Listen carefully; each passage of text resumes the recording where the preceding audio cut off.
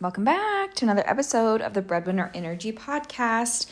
Today, we are going to talk about waiting for clients to save you, waiting for money to save you, waiting to make decisions, live your life, do the things you want to do because you're waiting for clients and more money. I cannot tell you how many times over the last 7+ years I have heard people say, wait till I book the next client.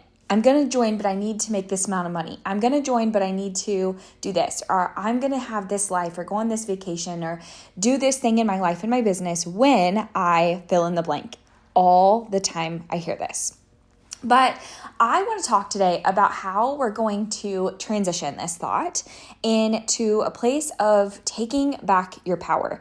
Because when you have the thought that you're waiting for clients and money to save you, to do the thing that you want to do in your life, you are giving away your power as if you don't have control over your decisions. Now, I also want to talk to you on this topic. I have so many thoughts, so I need to organize my ADHD brain into giving you all of my thoughts constructively, and that's not always easy for me. That is an episode for another day, but I want to talk to you about how when you're waiting for clients and money to save you, that you're trying to fill a hole that is literally not fillable.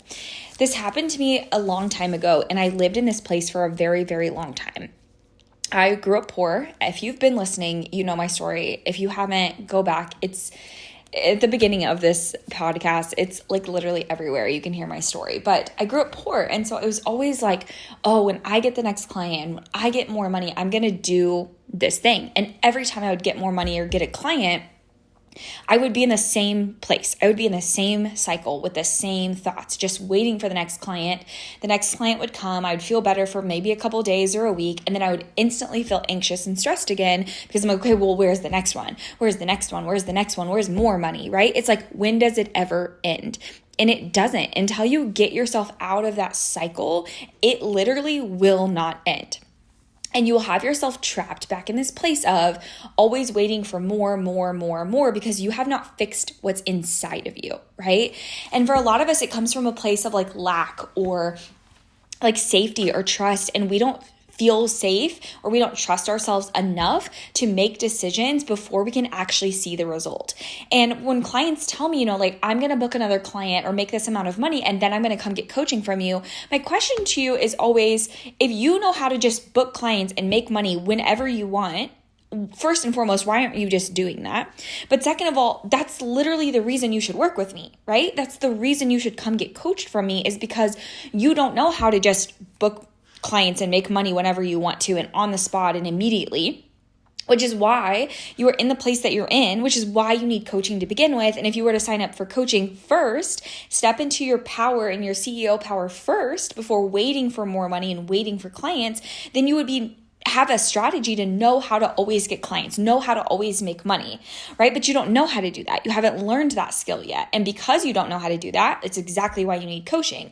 And if you did already have that skill, why would you even hire me as your coach?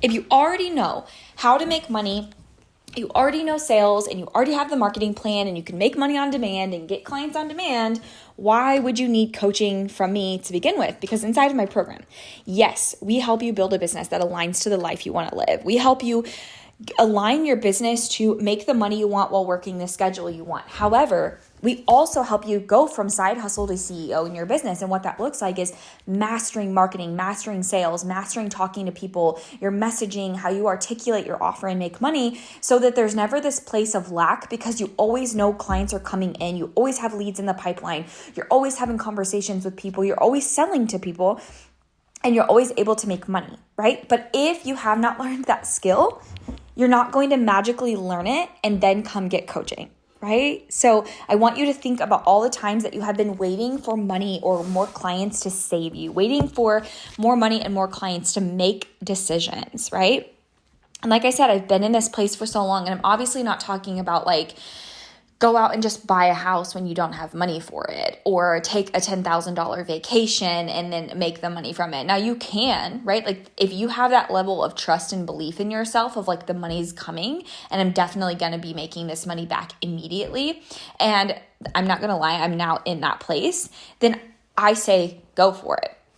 But what I have learned in my years and years of business is that the money always comes after. It always does. I have to take the chance and the risk and trust myself, believe in myself, and take the action aligned with that in order to have the result that I want. This has happened when I hired team. I did not hire my team once I was at a certain level. Now, yes, I was at six figure. Well, I hired one person before six figures and then everyone after that after six figures. So I did wait until six figures because I didn't need team. But then I got to this place where I really, really needed a team member, but actually needed two, but I wasn't like full. Like my programs weren't full, maxed out. I just have like thousands of dollars a month to just extra to spend on team. That's not at all how it worked. Where I was I've built myself back into a business. I'm working all the time. I'm raising two kids at home. I'm exhausted. I don't know a lot of the things I don't know. I'm not willing to take time to learn these things. And I don't even have time in my day-to-day to even implement what I have learned because I'm so strapped for time that my choice right now is to say, okay, if I hire this person, I spend $1,200 a month on an assistant. She is not only going to get me more time back in my day, which is going to not only make me feel better, make me a better mother, make me a better CEO, it's also going to allow me to focus on the things that make money and move the needle in my business. It's also going to allow me to be the CEO and be creative. It's also going to allow the business to make more money because the business is organized. We have systems and automation set up in place. It's able to scale because when she came in, we couldn't have scaled to a certain level. I just didn't have the back end of my business set up in a way to scale. Like it was so, how do I want to explain it? Like just pieced together. I didn't have a lot of automations. I didn't have a lot of systems set up. And so a lot of things were manual work. And if I wasn't doing the manual work and nobody else was doing it, it either wasn't getting done, it was sliding under the radar, and it just became messy.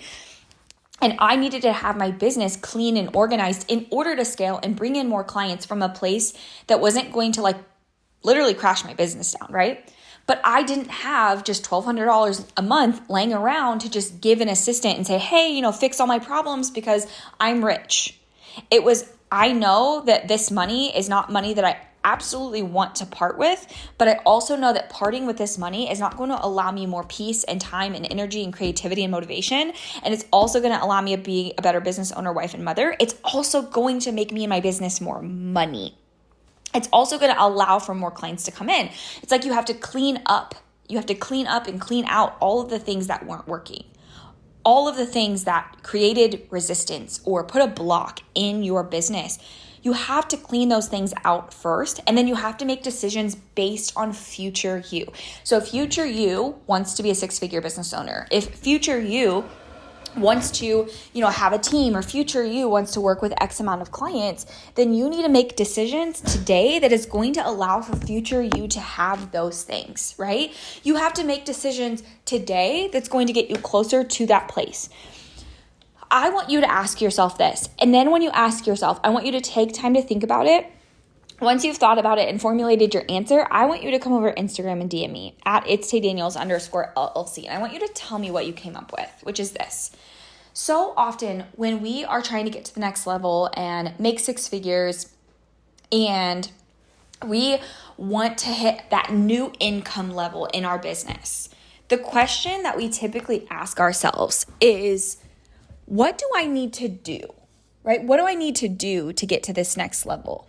But I want you to ask yourself, who do you need to become? Who do you need to become to get to the next level? Because yes, there's a level of strategy that goes into making money, but more than the strategy, what is going to get you there faster, what's actually going to get you there is who you need to become. Who do you need to be to get to that level? So let's say right now you're making $30,000 a year in your business and you want to make $100,000 in your business. The person that you are today, the habits that you carry, the mindset that you carry, the thoughts that you carry, the way you act, the way you operate your business today is in alignment with making $30,000 a year. When you're at six figures, you're going to have a different life. You're going to have different habits. You're going to have different thoughts. You're going to operate different. And if you cannot manage your mind and your thoughts around clients at the $30,000 level, it is going to shine a bright ass light on you at 100K. You're going to have more clients to manage. You're going to have more thoughts and opinions from more clients that you have to also manage. You're going to have a lot more thoughts that you have to manage because at 6 figures, it feels like, oh, wow, I have more skin in the game. I have more at stake. Possibly I have more to lose, right? Your brain is going to continue to offer you thoughts that are not in alignment with you all the time, and your job is to manage them. When you have, 5 clients that you're managing, you can easily manage this by yourself. You probably don't need a lot of support. You know how to manage them. If things come up, it's like only 1 or 2 clients maybe having crisis at one time. Now imagine if you're managing 30 to 50 clients by yourself. They have thoughts and opinions about you. They have thoughts and opinions about your offer. They have thoughts and opinions about themselves. And you have to get really, really good at managing that. Not to mention the back end of that, the strategy, right? Like, are they on payment plan? When does their payment plan end? When does their time in the program end? What mile markers are they at? Have they given you their feedback form? Have they been showing up to coaching? Like, you are managing this on a much different level and scale. So I just had this recently happen to me and then to a student. Over my years in business, I've had many, many students copy me. I've had many people copy me, whether it's they're copying my method, my signature method, my offers, my copy. Like, literally, it has happened. I can't even tell you how many times, right? And over the years, I have gotten better at how I handle it. I have gotten better at how I handle it internally in my own mind. And I've gotten better how I handle it in my contracts. And I've gotten better at how I handle it externally with that person, right? However, in the beginning, and even recently, it caused me a lot of mind drama, right? It's not something I want to deal with as a CEO at all. People are like, oh, it's a form of flattery. Sure, but also no, it's not. It's stressful, it's exhausting, it's frustrating. Be your own person, be creative.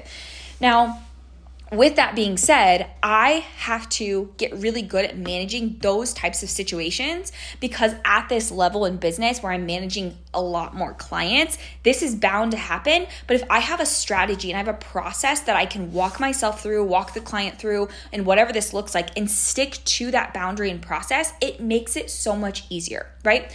So instead of being reactive to your business, reactive to your life, waiting for things to happen, I want you to start thinking of who do I need to be and become at this level. When I'm at 6 figures, what is that going to look like? What processes am I going to put in place? What automations need to be put in place? What in my business needs to happen so that it is functional to get to 6 figures? And start doing it now. Start investing in yourself as if you're a 6-figure business owner. Start treating yourself as you're a 6-figure business owner. Start treating yourself as if your business is a 6-figure business instead of treating it like a side hustle because you feel like, well, I only have a couple clients. I'm only making a little bit of money. So really it's just like a side hustle. You're treating it as such. You're thinking it as such. And then you're operating as if that's true. And then in your reality, you've just created a side hustle, right? Which is why if you're at your 9 to 5 and you've wanted to leave your 9 to 5 for so long, and you're still at your 9 to 5, it's because that is your current reality and you're not doing, thinking, and acting as if you're not at your 9 to 5. Like, what decisions would you make? How would you show up for your business? How would you invest in your business? How would you show up for clients if you weren't at a 9 to 5? And start actually operating as that. But when you're operating in your day-to-day, doing the same things over and over, because it's how you've always done it, it's what you're comfortable with, you are going to stay right where you are right now. You cannot wait for the clients and the money to save you. You can't, because they won't. They're not going to save you. They're not going to be what saves you and your life and your business.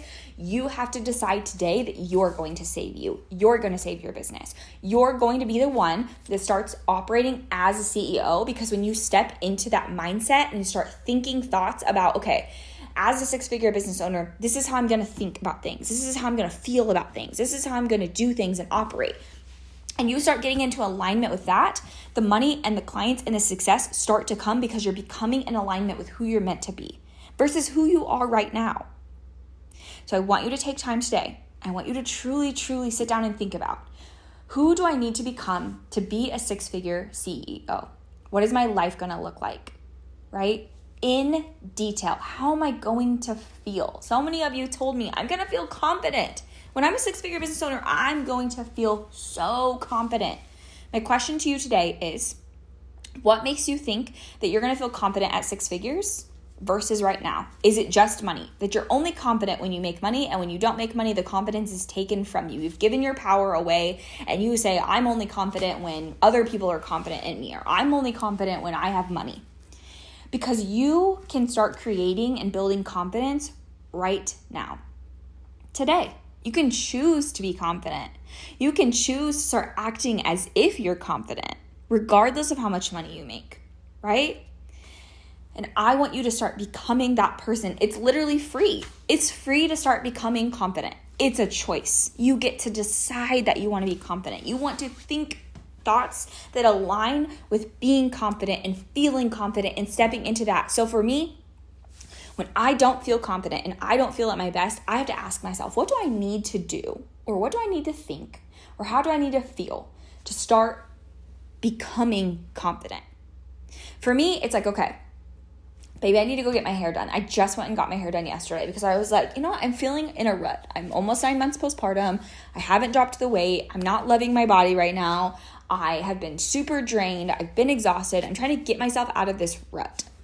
It's like, you know what? When I look good, I feel good. Now, this is just me. Just like take this as what it is for me. Do your own thing. It's like, you know what? When I just I paint my nails and I get my hair done and I put on a tan, I just feel better. Like I just feel more confident. And it was true. I went and got my hair done.